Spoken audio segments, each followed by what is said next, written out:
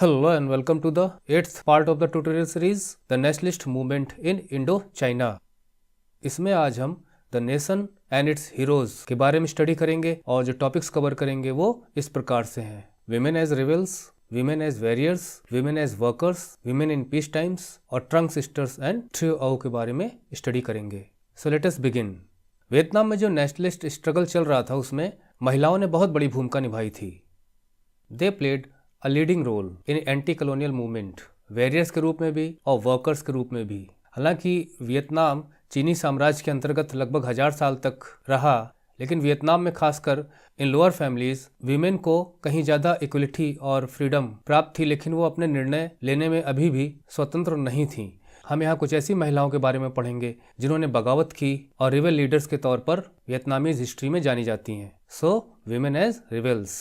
Nationalist struggle के दौरान महिलाओं की क्या भूमिका होनी चाहिए उस पर चर्चाएं चली और महिलाओं ने भी अपनी इमेज को चेंज करने के लिए जो उस समय के सोशल कन्वेंशंस, रीति रिवाज, परंपराएं थी उनके खिलाफ बगावत की। और ऐसी महिलाओं को उस समय स्कॉलर्स एंड पॉलिटिशियंस ने और नेशनलिस्ट स्ट्रगल में जो लगे हुए थे उन्होंने काफ़ी सम्मान दिया। दे वर एडोर्ड एंड आइडलाइज्ड। उन्हें समाज में एक आदर्श के रूप में प्रस्तुत किया गया। 1930s में नाथ लिन नाम की नॉवल ने एक विवाद उत्पन्न कर दिया जो कि लोगों में एक चर्चा का विषय बना, जिसमें एक ऐसी औरत को दिखाया गया था जिसने अपनी जबरदस्ती की जा रही मैरिज के खिलाफ बगावत की और अपनी पसंद के व्यक्ति से उसने शादी की और वो व्यक्ति, वो आदमी नेशनलिस्ट पॉलिटिक्स में शामिल था और ऐसे लोगों को काफ़ी ज़्यादा एडॉर्ड किया गया। They were idealized. So this was the new image of womanhood in Vietnamese nationalist struggle. और महिलाएं नेशनलिस्ट स्ट्रगल में कहीं से भी पीछे नहीं थी। उन्होंने अपनी भूमिका अच्छे ढंग से निभाई, वॉरियर्स के रूप में भी, और जो भी सहायता कर सकती थी नेशनलिस्ट स्ट्रगल में वो उन्होंने की।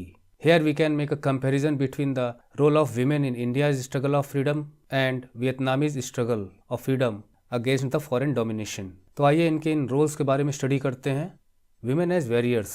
उस समय 1960s में, क्योंकि 1965 से 1975 के बीच में ज़्यादा स्ट्रगल हुआ था अमेरिका और वियतनाम के बीच में, तो उस समय मैगजीन्स में, जर्नल्स में जो फोटोग्राफ छपती थी उनमें विमेन को डेडिकेटेड ब्रेव फाइटर्स के रूप में शो किया गया। साथ ही साथ विमेन की ऐसी तस्वीरें भी पेश की गई जिसमें उन्हें ऐसे दिखाया गया जैसे वो आर्मी को ज्वाइन करने के बाद काफ़ी खुश हैं राइफ़ल को पकड़कर, और महिलाओं ने साबित किया कि वो पुरुषों से कंधा मिलाकर उनका साथ देने को तैयार थीं।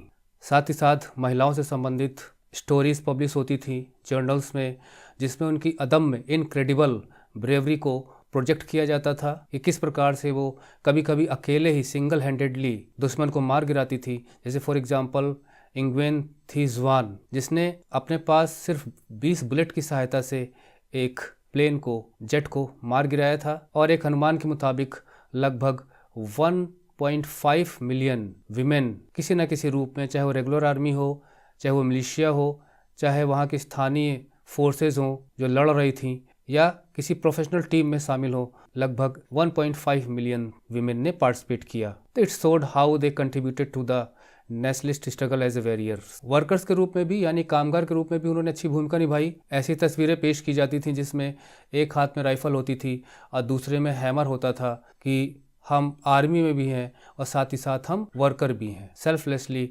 Fighting to save the country. और जब हैवी कैजुअलिटीज़ होने लगी, यानी काफ़ी ज़्यादा तादाद में एनएलएफ की मिलिट्री विंग, वियतकॉम के लोग मारे गए, तो उस समय महिलाओं का आह्वान किया गया कि वो रेजिस्टेंस मूवमेंट को ज्वाइन करें, और उन्होंने अच्छे ढंग से उसका जवाब भी दिया।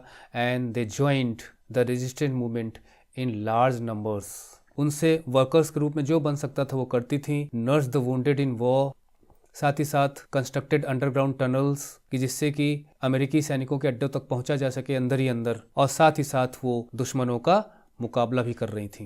लेकिन हो ची मिन्ह ट्रेल, जिसके बारे में हमने पिछले ट्यूटोरियल में पढ़ा था, वहाँ पे उन्होंने बहुत बड़ी भूमिका निभाई एज ए वर्कर्स। जैसे जो यंग वॉलंटियर्स थी उन्होंने लगभग 2195 किलोमीटर का जो स्ट्रेटेजिक रणनीतिक महत्व का जो ट्रेल था उतना पोर्शन उन्होंने अपने हार्ड वर्क के जरिए ओपन रखा। लगभग 2500 की पॉइंट्स, मतलब ठिकानों पर रहकर उनको गार्ड किया, उनकी रक्षा की, जिससे कि फ्री मूवमेंट हो सके इस ट्रेल पे। और लगभग उन्होंने 6 एयर स्ट्रिप्स बनाई, हवाई पट्टियाँ, और दसियों हजारों बॉम्ब्स को उन्होंने बर्बाद किया, निष्क्रिय किया। और साथ ही साथ जो कार्गो था, सामान था, वेपन्स थे और जो फूड सप्लाई थी उसे भी वो पोर्टर्स के रूप में पहुंचाया करती थी।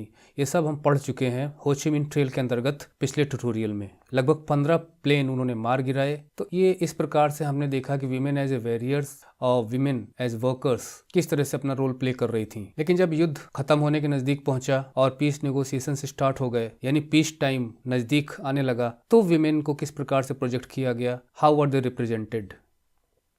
पीस टाइम में 1970s में अब उन्हें वॉरियर्स के रूप में नहीं शो किया जाता था, फाइटर्स के रूप में नहीं शो किया जा रहा था, बल्कि उनकी जो इमेज थी एक वर्कर के रूप में वो अब हावी होने लगी। अब उन्हें फील्ड में राइफल लिए हुए ना लेकर बल्कि agriculture cooperatives, factories and production units ऐसी जगहों पे काम करते हुए दिखाया जाने लगा मीडिया में। Now their image changed from a fighter and warrior to a worker. यहाँ पर हम वियतनामीज हिस्ट्री में प्रसिद्ध कुछ रिबेल लीडर्स के बारे में स्टडी करेंगे, women heroes of past times, जिसमें हम सबसे पहले स्टडी करेंगे ट्रंक सिस्टर्स को। ये 2 बहनें थीं, जिसमें बड़ी बहन का नाम था ट्रंक ट्रैक और छोटी बहन का नाम था ट्रंक नी।